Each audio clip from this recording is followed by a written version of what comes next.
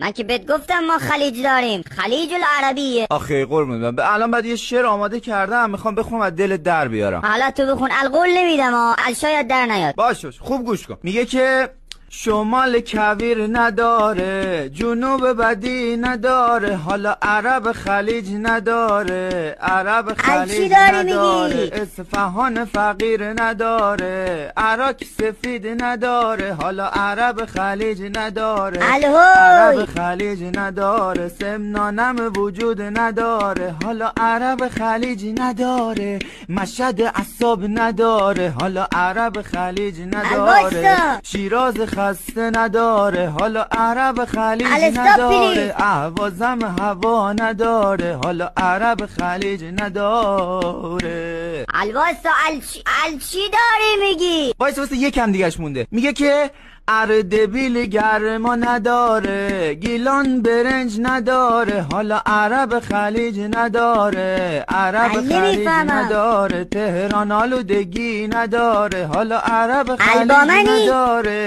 بوشهر سرما نداره، حالا عرب خلیج نداره، بندر که جنسی نداره، اصلا قزوین که ترس نداره، عرب خلیج نداره، عرب خلیج نداره. حالا